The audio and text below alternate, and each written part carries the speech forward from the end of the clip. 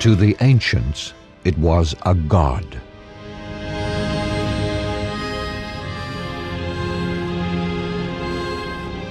To us, it is the powerhouse at the heart of the solar system, a blazing colossus generating heat and light and life itself.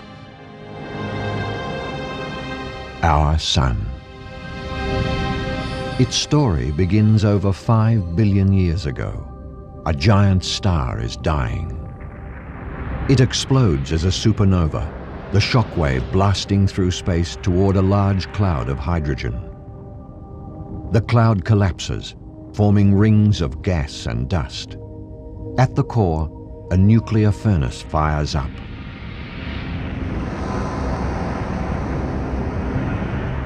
Our sun is born.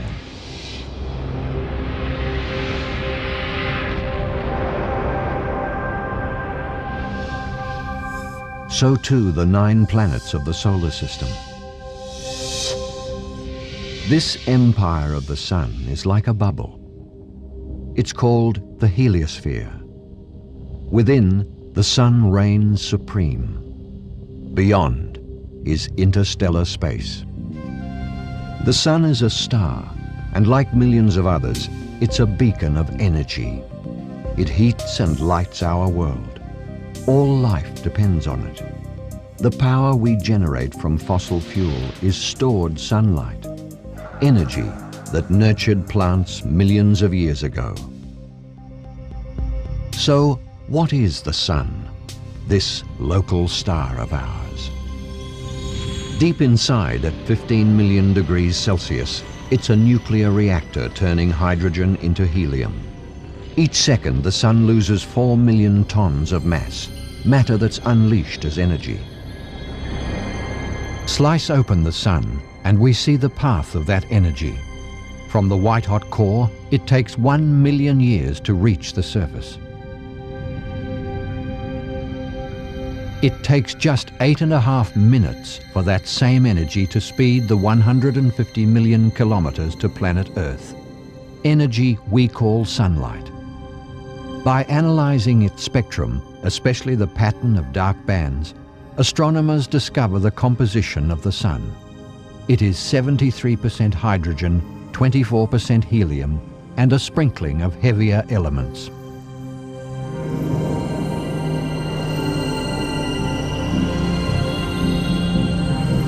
This is the solar surface, the yellow photosphere. Temperature almost 6,000 degrees. And above it, the fireworks of the red chromosphere.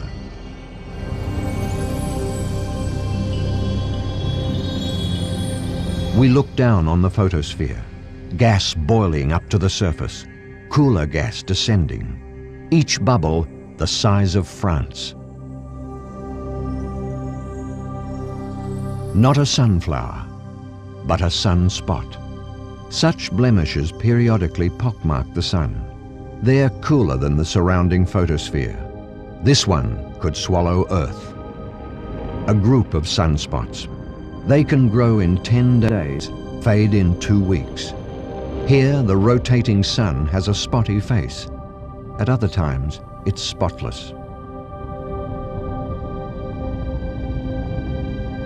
Sunspots indicate magnetic activity. They show where force lines burst from the sun and where they re-enter. The sun is like a garden sprinkler, swirling vast magnetic loops.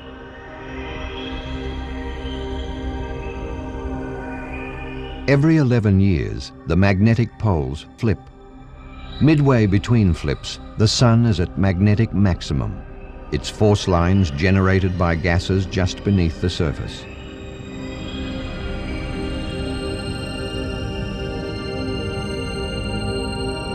The surface spins at different speeds.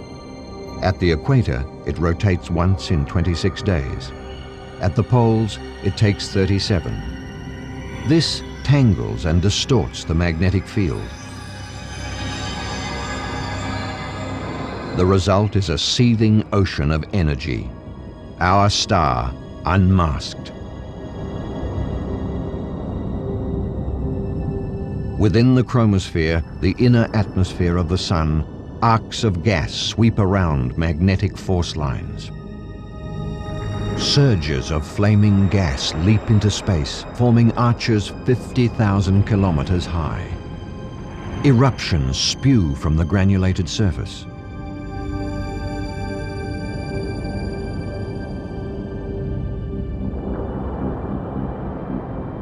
The gas jets are triggered by magnetic releases deep below.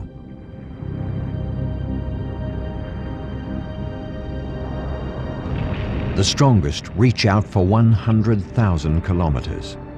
Tiny Earth is set into scale. But solar flares are even more violent. They eject with the energy of 10 million hydrogen bombs. A flare blasts ripples across the solar face. The outer atmosphere of the Sun, the corona, is visible at a total eclipse when the Moon obscures the solar disk. The corona is hot, up to 2 million degrees, and it dances a magnetic jig. Convulsions on the solar surface shape the activity above. Great ejections from the corona are fueled by massive flares below. This ejection is so big that material speeds millions of kilometers to buffet the space probe SOHO, which is studying the Sun. As the shockwave hits the craft, it's spattered with electrified solar particles.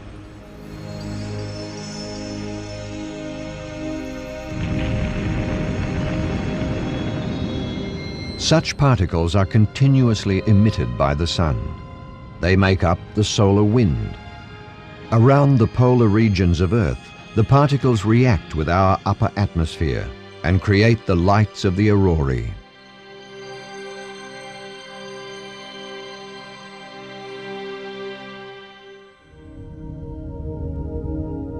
The Sun has secrets, like what makes the corona so hot.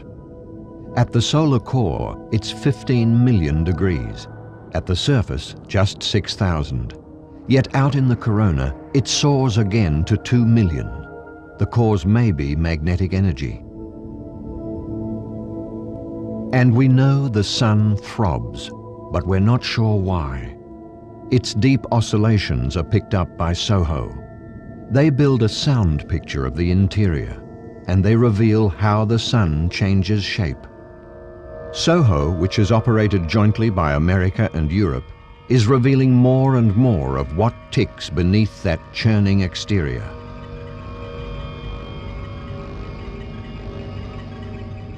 It's discovered, for instance, that jet streams of gas whip through the Sun, the most powerful just beneath the surface. And there are tornadoes the size of Earth. They whirl near the poles at 500,000 kilometers an hour.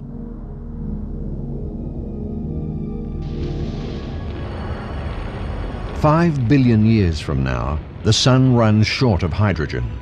It starts to expand. From a diameter of 1.4 million kilometers, it bloats to 200 times that size. A red giant. The nearest planets vaporize: Mercury, Venus, Earth. Then begin the convulsions. Like cosmic smoke rings, the Sun puffs off a series of nebulae. The white-hot core is exposed. It collapses to the size of Earth, a white dwarf. Of the inner planets, only Mars survives, in lonely orbit. Our Sun expires as a dead black dwarf.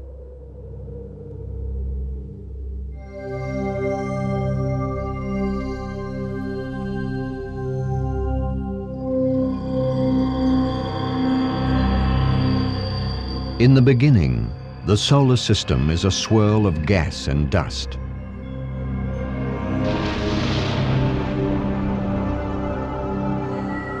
Little by little, it clumps together. smaller chunks of material plunging into larger groupings. They form the planets.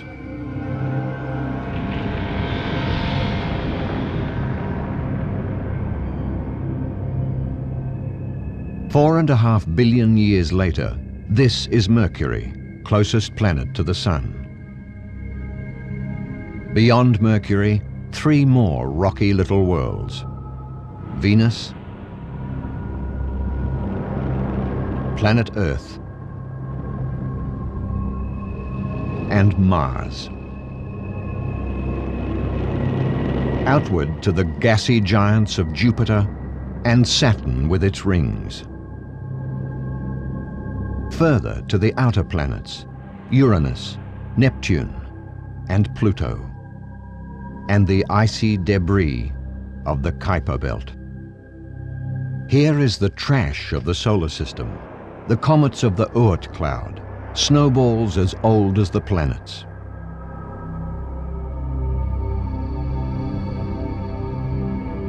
For that's how the solar system shakes out. Mercury and the other inner planets condense from the heavier elements. Only the lightest make it to Jupiter and beyond. Condensing closest of all to the Sun, Mercury is rock solid. A clear evening on Earth. Mercury is on the right, Venus at the top. They skip through the sky close to the horizon. Tiny Mercury is the most difficult to see, barely clearing the skyline at dusk and dawn. Pull back from Earth and the reason is clear. We're seeing only part of their tight solar orbits.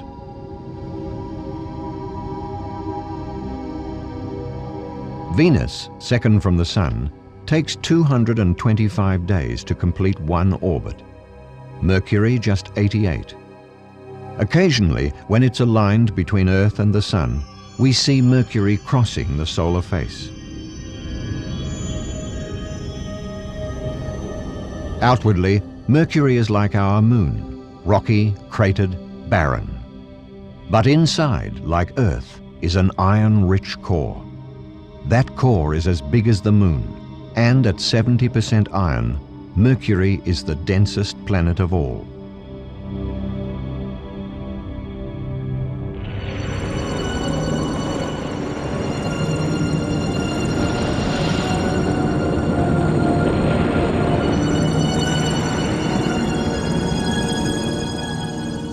From the Sun, that searing pivot of the solar system, it's an average 58 million kilometers to Mercury. From Earth, it's much further, and we've only once sent a space probe. November 1973, the Mariner 10 mission. Liftoff to a planet uncomfortably close to the Sun. Such are the orbital configurations that it takes Mariner only 3 months to reach Venus. With the trick of gravity assist, Venus thrusts the craft onward to Mercury. First encounter is in March 1974. Mariner makes 3 flybys, and these are its pictures. Mercury is battle-scarred, scorched and irradiated by the nearby Sun, an ancient landscape of craters, cracks and basins.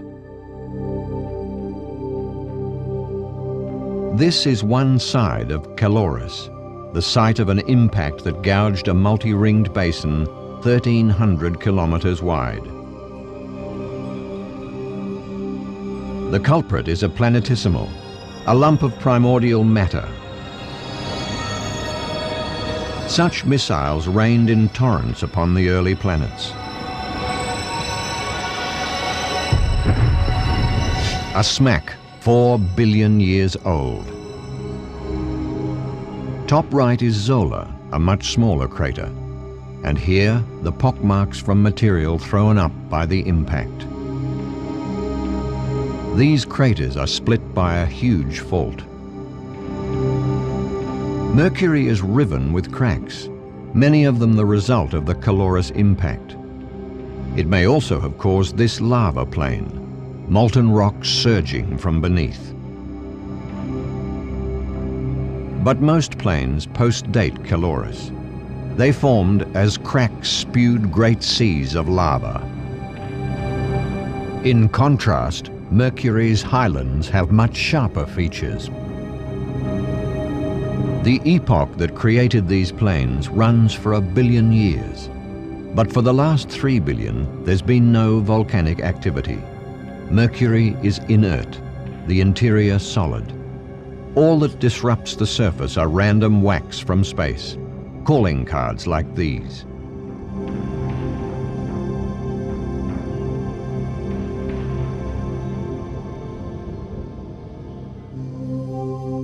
The arrow shows how slowly Mercury spins on its axis. It turns only 1.5 times in a single orbit of the Sun. The result is a crazy calendar. It means Mercury's day is twice as long as its year. The day lasts 176 Earth days, the year just 88.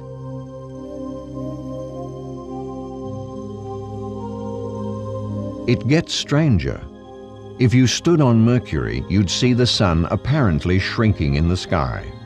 It's to do with the variable distance of the Sun.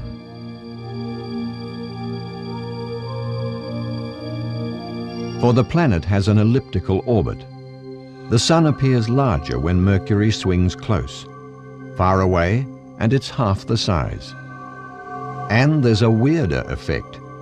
Each time it passes closest to the Sun, Mercury speeds up, then slows again.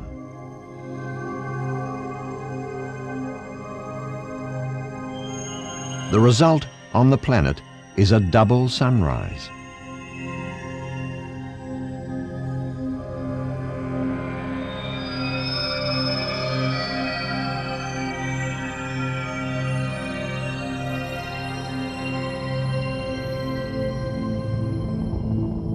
The proximity of the Sun means Mercury is hot.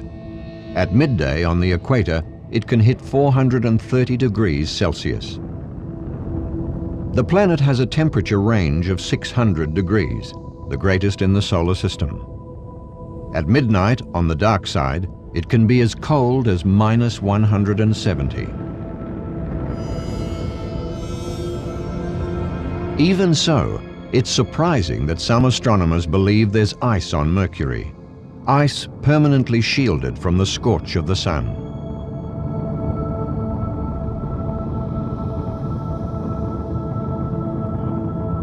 Radar mapping by telescopes in the United States and here in Puerto Rico indicate ice at both poles. If there is ice, it may have been left by comets, the ice preserved in perpetual shadow deep in polar craters. But confirmation must await a second mission to Mercury. Observations through big optical instruments are impossible. The planet is too close to the Sun. And who'd risk the eyesight of the Hubble Space Telescope?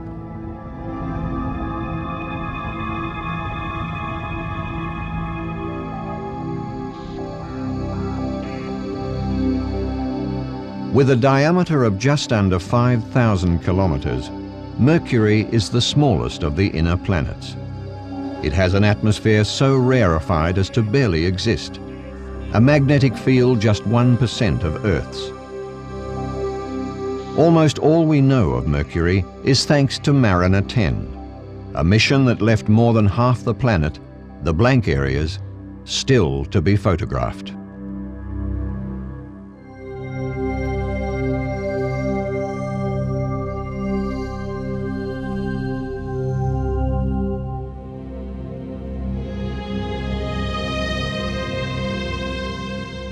Venus, the veiled planet.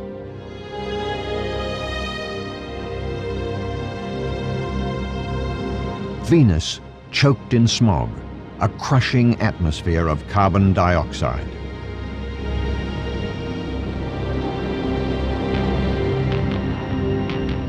Venus shaped by volcanoes.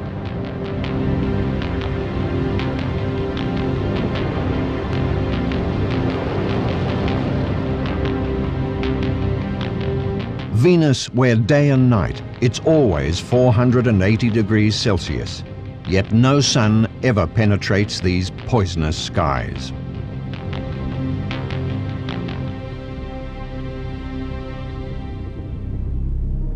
Venus is a puzzle. It rotates just once in 243 days, yet clouds race around the planet in 4 days. And with a diameter of more than 12,000 kilometers, Venus is almost the size of Earth. But few twins are so different. Once, Venus may have been like Earth, with oceans, continents, and clear blue skies. So what happened to this unhappy world? What clouded its face? And why does it rotate backwards? From Earth, Venus is by far the brightest planet in the night sky, and like its elusive companion Mercury, best observed immediately after sunset and just before dawn. Neither climbs far above the horizon. It's the effect of their position between the Earth and the Sun. Mercury races around the Sun. Venus, further out, takes longer, 225 days.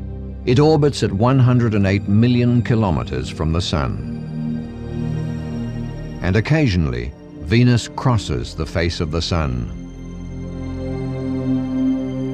In 1769, the explorer Captain James Cook observes a transit of Venus that initiates the modern measurement of the universe.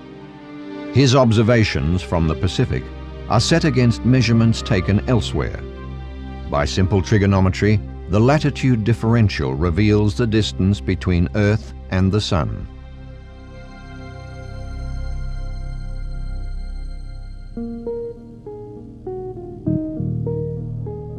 The unveiling of Venus begins with radar. It is the early 1960s and signals are bounced right through the Venusian clouds. Astronomers have their first image of the surface, and with it, the discovery that Venus rotates backwards.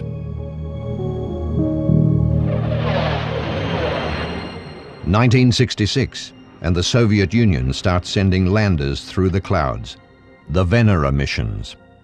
They detect an atmosphere 90 times denser than that of the Earth. Several craft are crushed. But a soft lander grabs these pictures. These are fractured slabs of lava. It seems Venus is massively volcanic.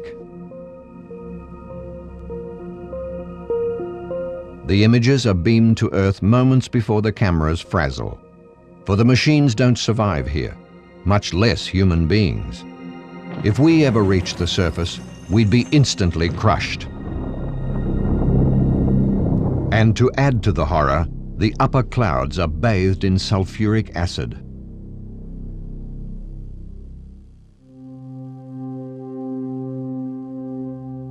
Venera landing sites on a radar map. It shows a planet of plains but few uplands. By contrast, our highlands on Earth form 7 continents. Venus has only 2. 1990, America's Magellan mapper. Magellan turns this Venera imagery into this. Radar data come alive. We can see the surface and fly over the planet. Venus rendered on computer. Heights are exaggerated and color guessed at, but otherwise the features are accurate.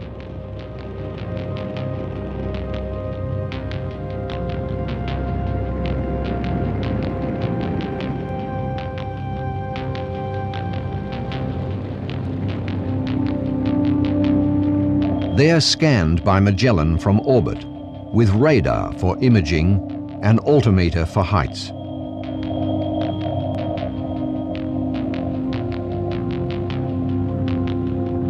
Three impact craters, rare on Venus because only the biggest space rocks make it to the surface.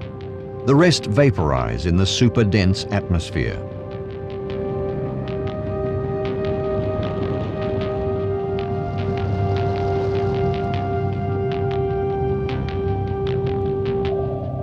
Strip by strip, image by image, Magellan profiles the planet. Volcanoes with radiating lava flows.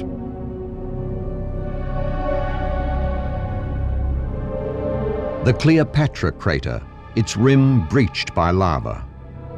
Everywhere, evidence of volcanic activity.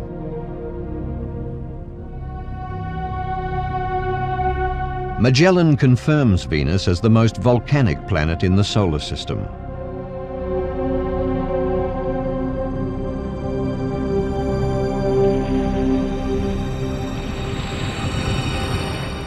Volcanoes have belched here for possibly billions of years. No one knows why. And eruptions may still occur, their sulfur adding to the toxic atmosphere.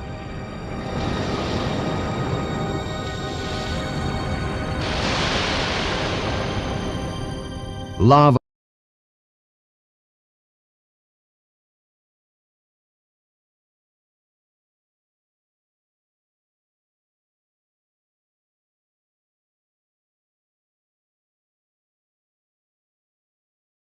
Here, the Venusian winds have carried ash from a volcanic dome.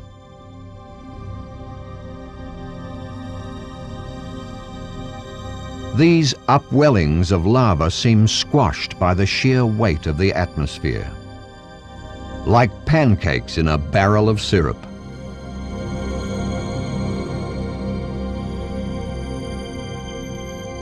Overhead, the radar mission fulfilled, Magellan moves in for a new task, gravity mapping. It wobbles in its orbit because different densities of rock exert different gravitational pulls. In this way, Magellan analyzes the structure and composition of the subsurface. Deeper inside, Venus is rather like Earth. Same density, same crust, same mantle, same core. The core is solid, probably a mix of nickel and iron. But unlike Earth, there's no molten outer core, and as a result, Venus has little or no magnetic field.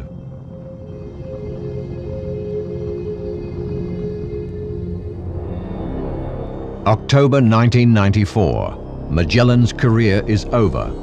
It plunges kamikaze-like through the Venusian clouds.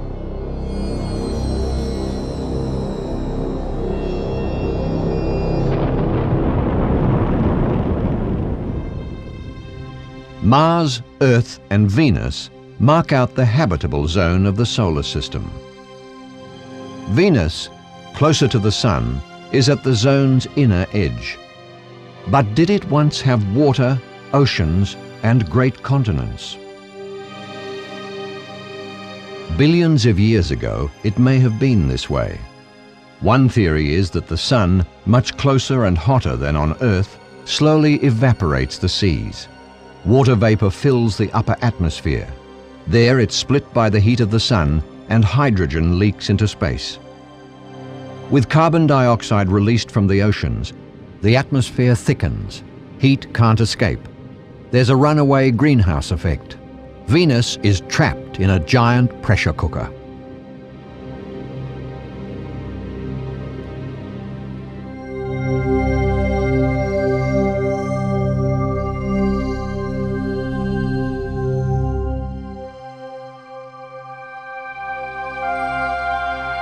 "150 million kilometers from the Sun is a beautiful blue world.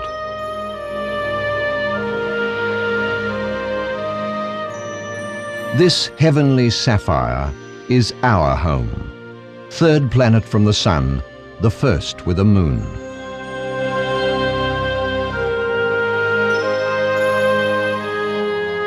Earth, with its abundance of water.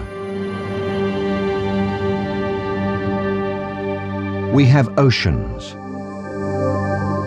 We have an atmosphere laden with water vapor.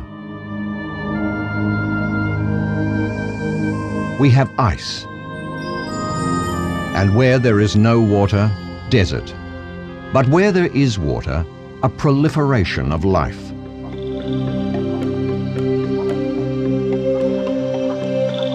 As far as we know, Earth is the only planet with life, and it is life that makes Earth so special.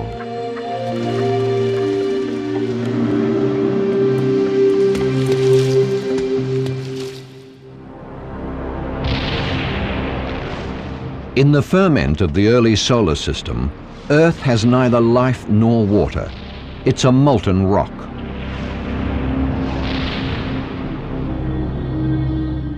Four and a half billion years later, and the heaviest elements have sunk to the center.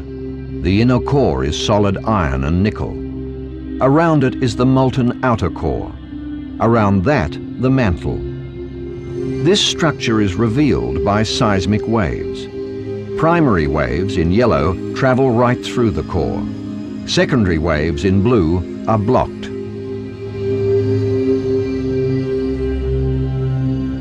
Earth's magnetic field and its wandering North Pole are caused by the solid inner core sloshing about in the molten outer core. If the poles reverse, as they've done before, it would cause chaos for birds that navigate by magnetism.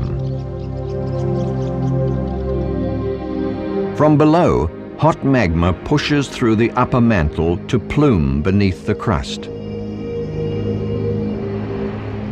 The effect on the surface is continental drift.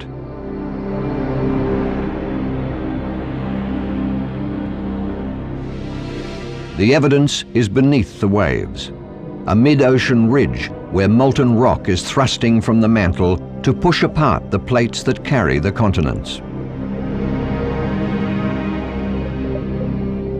Drain the oceans, and there are the plates, some pulling apart, others pushing together.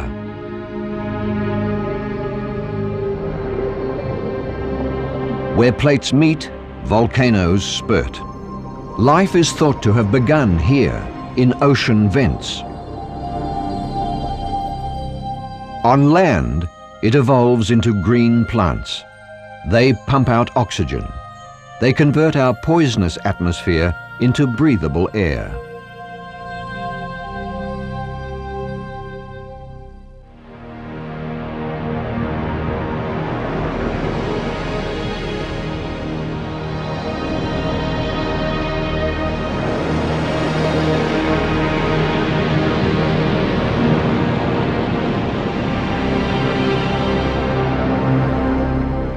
As the toxic gases of our early atmosphere condense, rain starts to fall. Pools become lakes. Lakes become oceans. Today they cover 70% of the planet. They lock up carbon dioxide, bequeathing us an atmosphere 1/5 oxygen, 4/5 nitrogen. And other forces are at work.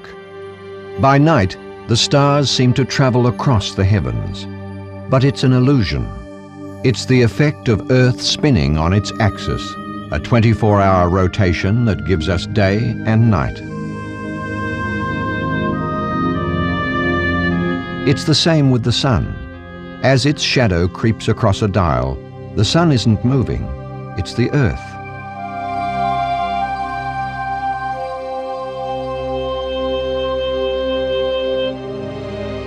Day and night would always be the same length if the axis of our planet weren't tilted 23 degrees from the vertical.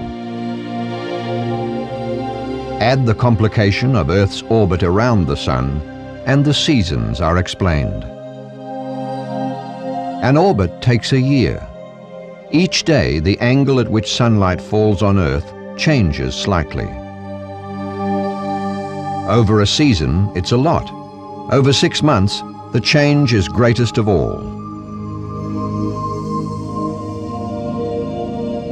From this position, it's winter in the northern hemisphere, summer in the south.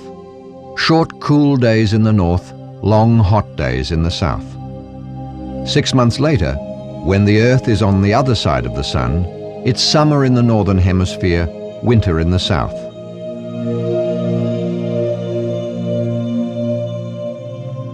Changing seasons mean changing sunsets. At the spring equinox in the northern hemisphere, Sunset is due west. But by midsummer solstice, the sun comes from higher in the sky to set north of due west. At midwinter solstice, when the sun is lowest, it sets south of due west. And from satellite, here's the seasonal effect on ice cover.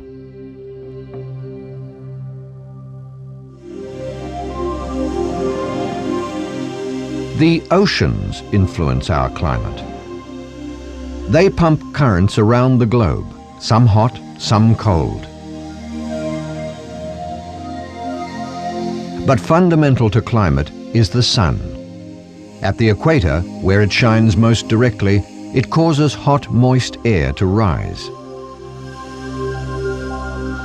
This drives three great engines of air that circulate between the equator and the poles. Air that rises and falls. It's the reason for our winds. If Earth didn't spin, they'd blow north and south. Since it does, they're skewed to the east or to the west.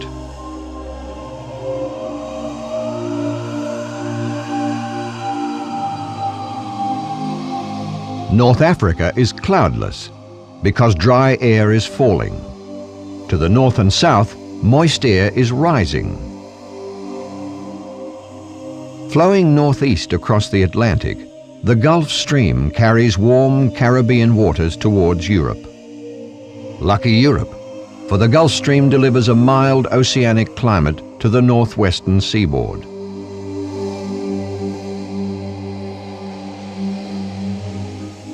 The weather is changeable but mild. Across the Atlantic, at the same latitude, winters are fierce. With no Gulf Stream, waterways freeze. When the ocean and the sun conspire, they create typhoons and hurricanes. These develop at sea from tropical storms, the sun heating vast quantities of moist air. The air spirals faster and faster, with winds over 300 kilometers an hour. And if it hits land,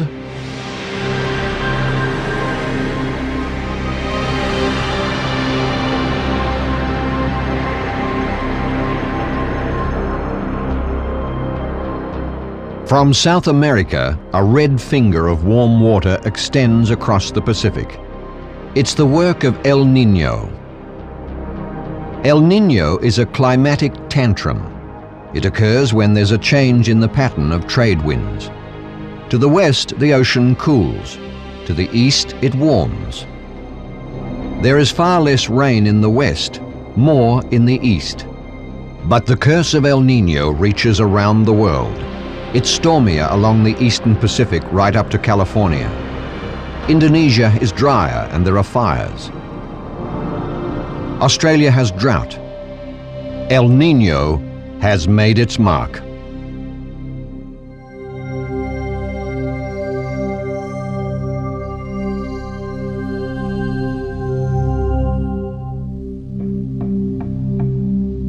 Our nearest neighbor.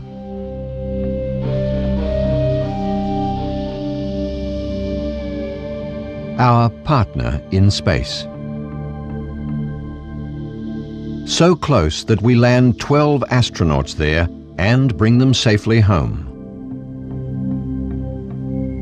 The moon may be Earth's junior partner, but it pulls profoundly on us all. Sea turtles come ashore to lay eggs at new moon or full moon. Tides are highest and incubation best for the young.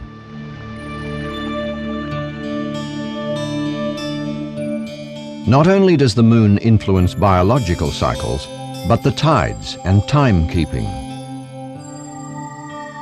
By gradually slowing the spin of the planet, the moon has lengthened our day from 6 to 24 hours. Billions of years from now, the moon will make our day nearly 50 times as long. At more than 12,700 kilometers, Earth is nearly 4 times as wide as the Moon and 80 times as massive. Fly 10 times around our equator and you have the distance to the Moon.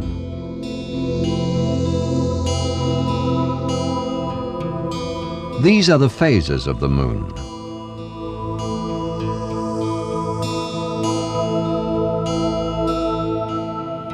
They're a shadow effect, caused because only half the Moon is lit by the Sun.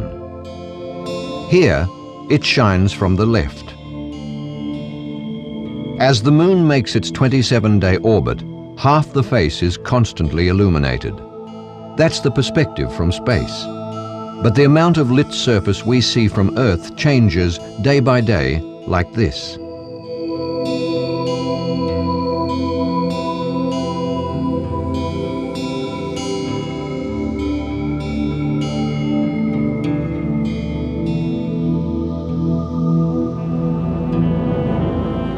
Though the Sun has some influence, ocean tides are mainly the work of the Moon. This time lapse compresses just over 6 hours, the interval between low tide and high tide. The world over, twice a day, tides rise and fall as lunar gravity tugs on the oceans. They bulge at either side of the globe and are pulled ahead of the Moon because of the spin of the Earth. But tidal drag is slowing that spin. Simultaneously, Moon and Earth are pulling apart. Ultimately, our planet will spin only once every 47 days. And Mother Earth is subject to another tug of her satellite. It makes her axis wobble. The cycle lasts nearly 26,000 years. It means that the pole star of today won't be tomorrow.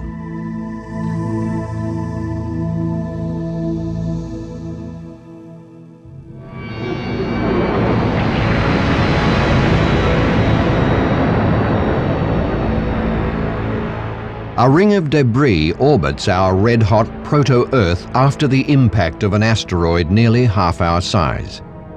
This collision is thought to have formed the Moon. It solidifies from crust and mantle splashed up from the planet, and from the projectiles that buzz the early solar system.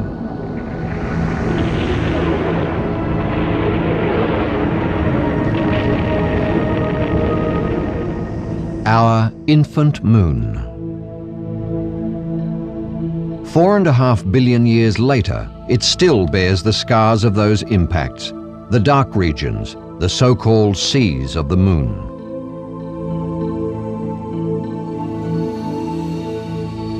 They look that way because at that stage, the interior of the young Moon is still liquid, like the contents of an egg.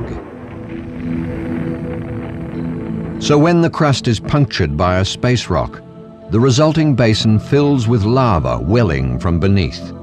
It solidifies into a sea of dark rock.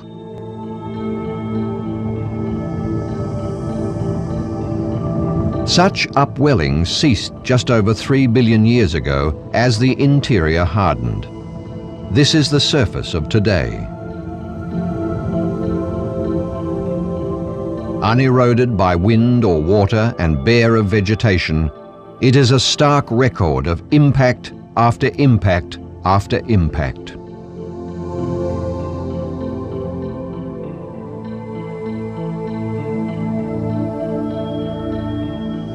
There are craters within craters. This one, 90 kilometers wide, is pockmarked with later impacts. A smack like a pebble in mud. This is the Ray crater, Tycho. Compared to much older craters blackened by the sun, Ray craters are bright and young. They're caused by the splash of an impact and are the brightest features on the face of the Moon. The Alpine Valley. Not a valley at all, but a great fault cutting through the lunar Alps.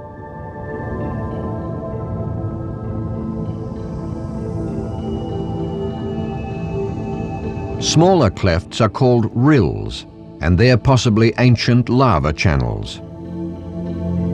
Here, the contrast of smooth rock and rugged highlands. We fly towards the Alps and over the dark crater plateau.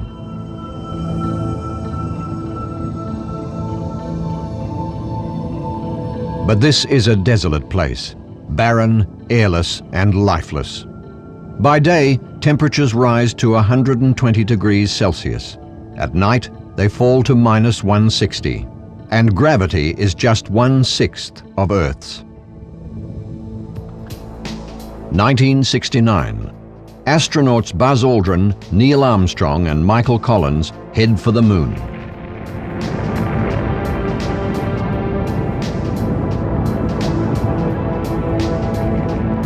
It's the Apollo 11 mission.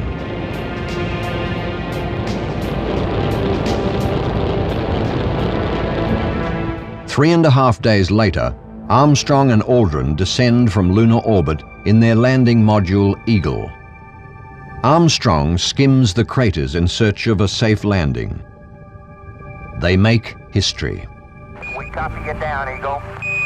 It's one small step for man, one giant leap for mankind. It's one small step. It's one small step. It's one small step. One giant leap for mankind. One giant leap for mankind. It's one small step. There are 6 Apollo landings, incredible achievements. But they're more to do with flags and footprints than with science. Copy you down, Eagle. But at the end of each mission, after rejoining the command craft, the lander is crashed back to the surface. The impacts ring the moon like a bell, indicating pulverized rock immediately below the surface, rock that reverberates. But the moon is solid, its core metallic. The astronauts return more than 380 kilos of rock to Earth. The samples are either volcanic or the product of impacts.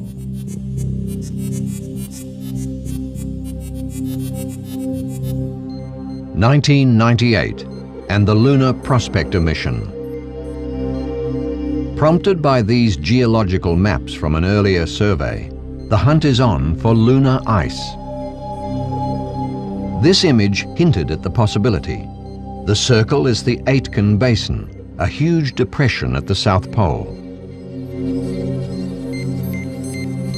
Prospectors' sensors verify the hunch. Aitken has millions of tons of water, but deep frozen and locked up in rock. It's the same story at the North Pole. The last astronauts left the moon in 1972. With water now confirmed, they'll be back.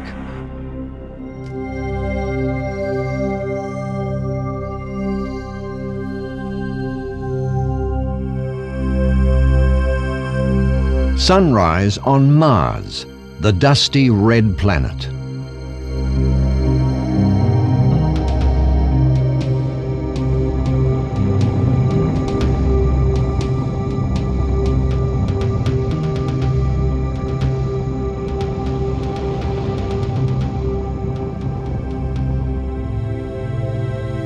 Mars is fascinating, for it's the world on which next we'll tread.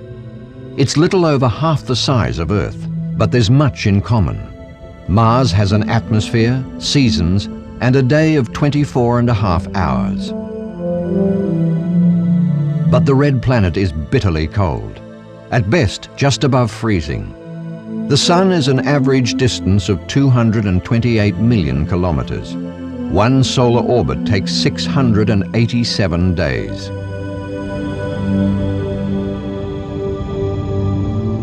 Mars, setting behind one of its 2 tiny moons. They are probably ancient asteroids, petrified rocks captured by an ice-cooled planet. Like Earth, Mars has a tilted axis. That and its elliptical orbit distort the seasons. Furthest from the Sun, it's summer in the northern hemisphere and winter in the south. Closest to the Sun, and it's winter in the north and summer in the south. At the North Pole, the ice cap grows in the short, relatively mild northern winter. It shrinks in the long, relatively cool summer.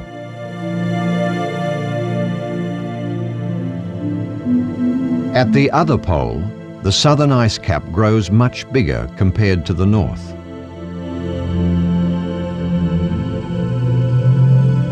Winter is long and severe, but summer is short and less cool than summer in the north. Geologically, Mars has a divide. To the south, older cratered terrain. To the north, younger lava plains. The first close-up pictures are from the 1960s. They are flybys of the early Mariner missions. This picture of dark spots in a dust storm is clarified much later as 4 huge volcanic peaks. For when dust storms kick up on Mars, they can last for weeks and envelop the planet.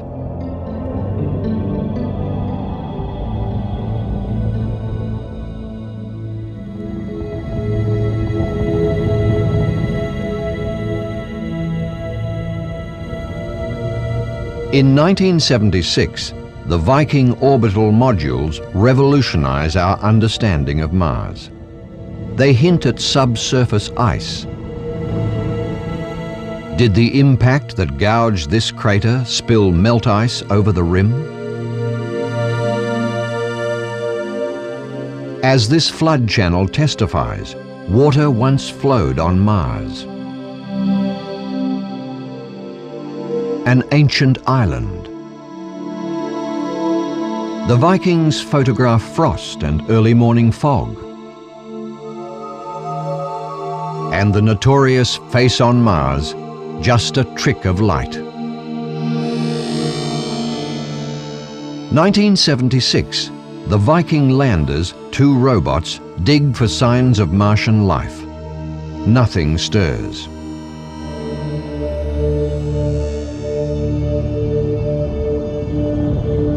For an idea of scale, superimpose North America on Mars.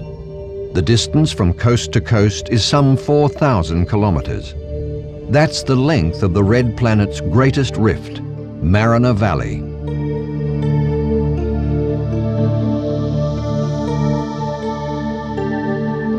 We take a second look, closer to the surface.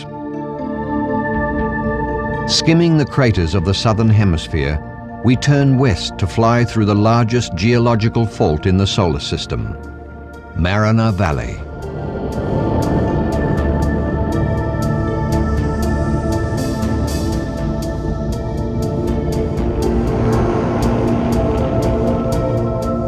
To the highlands west of Mariner and the volcanic dome of Asia. Another called Pavonis.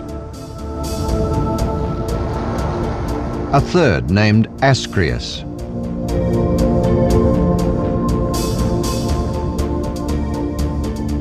But this is the volcanic peak that tops them all, Olympus Mons.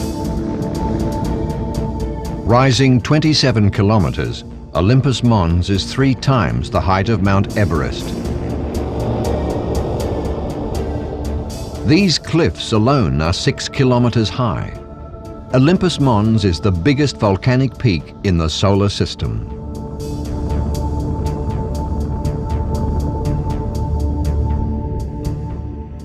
There's a theory of oceans forming on early Mars because of immense volcanic upheaval.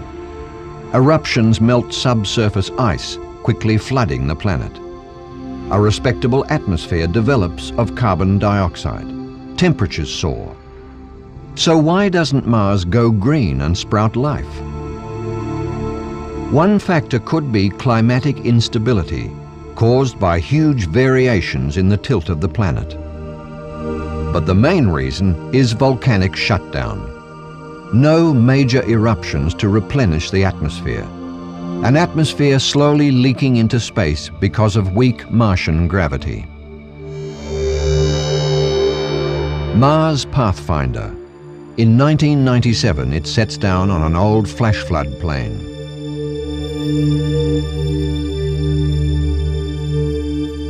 It trundles out a robot rover to analyze the composition of the rocks, with intriguing results. Apparently carried on great surges of water, the rocks are quite diverse. Some are volcanic, similar to those formed in oceans on Earth. Was this once a floodbed leading to a Martian ocean?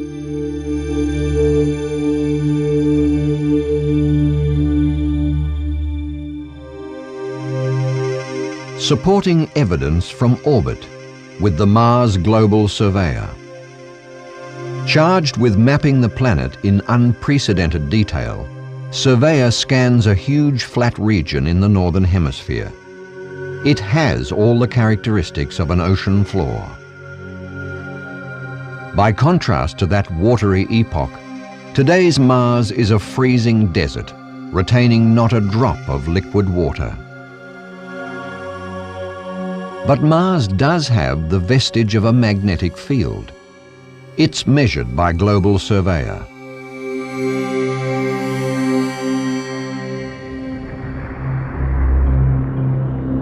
Destination Mars. With the success of Pathfinder and Global Surveyor, regular twin missions are planned, each with a lander and an orbiter. Known as the Mars Surveyor Program, the objective is to understand the story of water on the planet. Many scientists believe it abounds there, locked up as ice beneath the surface. The orbiter is to trace flood channels and, with a color code, map the geology.